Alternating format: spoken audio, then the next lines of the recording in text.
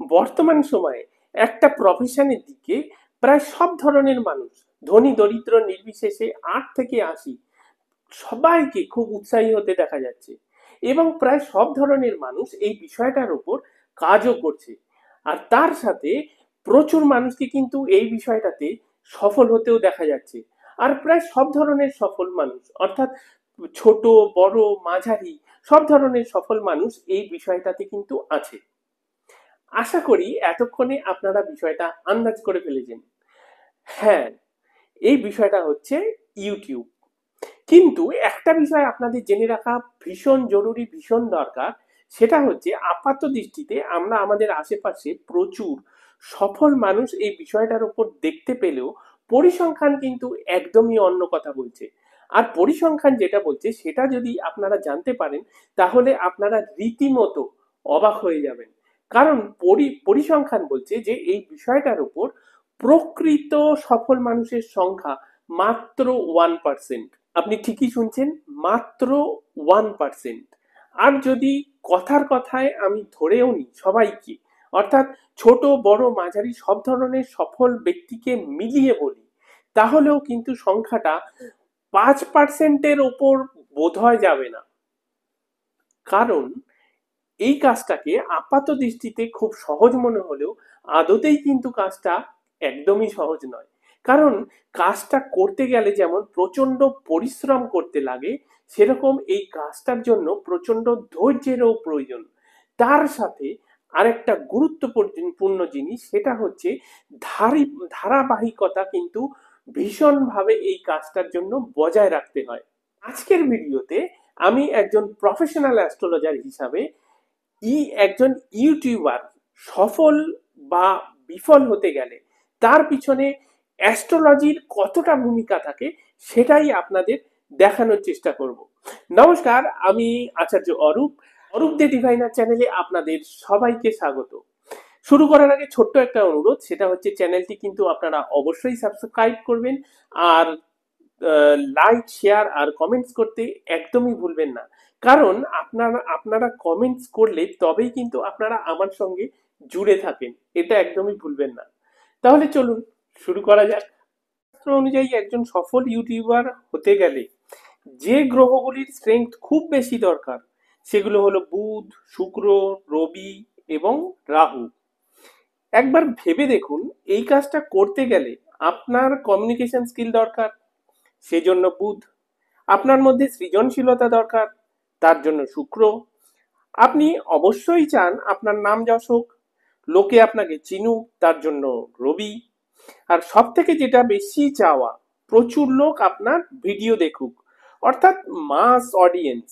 আর সেটা পেতে গেলে একদিকে বিষয়ের উপর আপনার যথেষ্ট জ্ঞান থাকা যেমন জরুরি, আর সেটা আপনাকে দেবে কিন্তু বৃহস্পতি গ্রহ। পাশাপাশি আপনার টেকনিক্যাল নলেজ, আপনার কাজকে এগিয়ে নিয়ে যাওয়ার জন্য সাপোর্টিং অ্যাপগুলোর বিষয়ে আপনার দখল, এগুলোও কিন্তু ভীষণভাবে জরুরি। এর মধ্যে সাপোর্টিং রোলে যারা থাকে তারা হলো বুধ, বৃহস্পতি, শুক্র, রবি, এরা। আর ময়দানে লিড রোলে যে থাকে সে হলো রাহু। এর সাথে আপনার ব্যক্তিগত জন্মকুণ্ডলীর second house, third house, fifth house, 10th house এবং 11th হাউস, এগুলোও ভীষণ ইম্পর্টেন্ট। আমি খুব সংক্ষেপে এই গ্রহ আর হাউসগুলোর ব্যাপারে একটা ধারণা আপনাদের দিয়ে দিচ্ছি, আপনারা খালি মন দিয়ে শুনুন। দেখুন, আপনারা যারা ইউটিউবে কেরিয়ার বানানোর জন্য পরিশ্রম করছেন তারা এটুকু নিশ্চয়ই বুঝে গেছেন যে আপনার কাজের জন্য একটা ভালো কন্টেন্ট ভীষণই গুরুত্বপূর্ণ একটা বিষয়।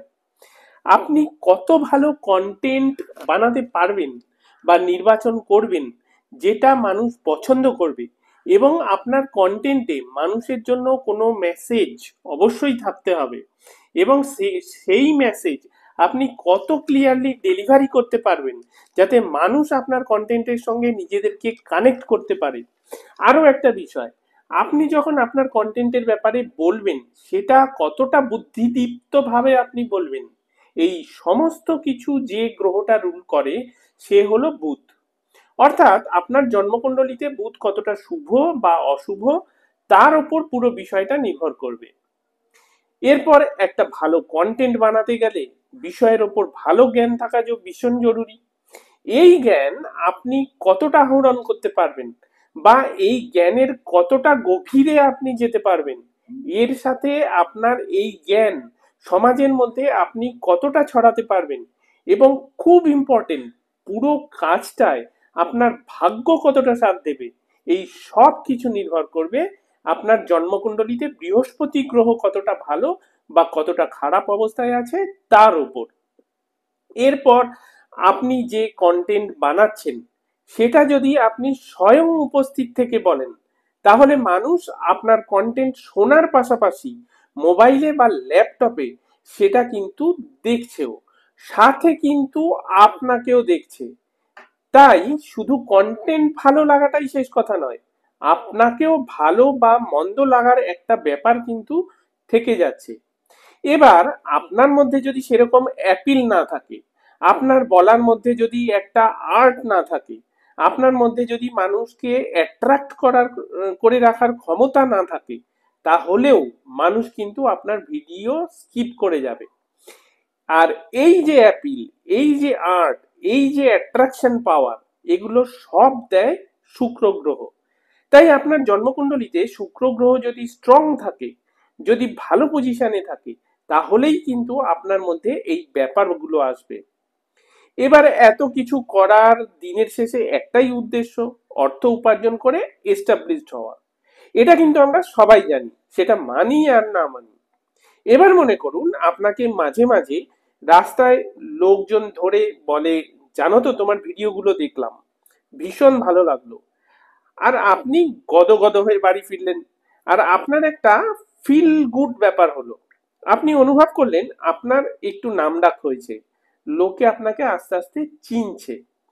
আপনার অজান্তেই আপনি কিন্তু এর জন্য ভিডিও বানান, অর্থাৎ নাম, খ্যাতি। আর এই জিনিসগুলো আপনাকে দেবে রবি গ্রহ। আপনার জন্মকুণ্ডলিতে রবি গ্রহের অবস্থানই ঠিক করবে আপনার নাম হবে কিনা, আর যদি হয় তাহলে সেটা কত দূর অবধি হবে। এরপর একজন সফল ইউটিউবার হতে গেলে আপনাকে কনসিস্টেন্টলি কাজ করে যেতে হবে। এর জন্য প্রয়োজন ইউটিউব নিয়ে একটা ভীষণ রকম প্যাশন।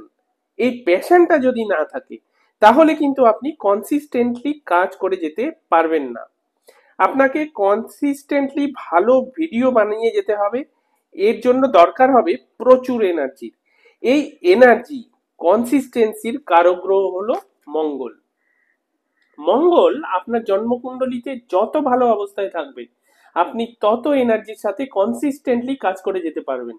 আর এই মঙ্গলের অবস্থা যদি আপনার জন্মকুণ্ডলিতে খারাপ হয়, তাহলেই আপনার কাজে নানা রকম বাধা আসবে, আর আপনি কনসিস্টেন্টলি কিন্তু কাজ করে যেতে পারবেন না।